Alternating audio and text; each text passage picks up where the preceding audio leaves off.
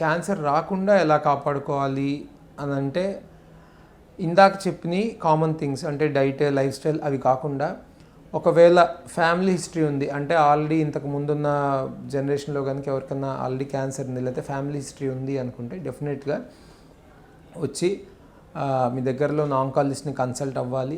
Family screening programmes అనేవి ఉంటాయి. అంటే మనకి దానికి సంబంధించిన క్యాన్సర్కి ఆల్రెడీ ఫ్యామిలీలో కనుకుంటే తిరిగి నెక్స్ట్ అంటే మనకు తర్వాత జనరేషన్లో ఉన్న వాళ్ళకి వచ్చే అవకాశం ఎంత ఉంటుంది, లేకపోతే వస్తుందా రాదా, ఇవన్నీ మనకి చెప్పగలిగే కొన్ని టెస్టులు ఉంటాయి.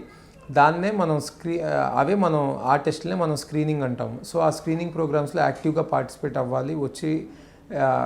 వెంటనే వచ్చి కలవాలి, రిక్వైర్డ్ టెస్టులు చేయించుకొని ఒకవేళ ఆ టెస్టులో కనుక ఏమైనా అబ్నార్మల్గా ఉంటే దానికి ఏం చేయొచ్చు అనేది సజెషన్స్ తీసుకోవాలి. ఒకవేళ టెస్టులు కనుక నార్మల్గా ఉంటే టెస్టులకి రెగ్యులర్గా మీ డాక్టర్ చెప్పిన టైంలో స్పెసిఫిక్ టైం లైన్స్లో వచ్చి కలుస్తూ ఉండాలి.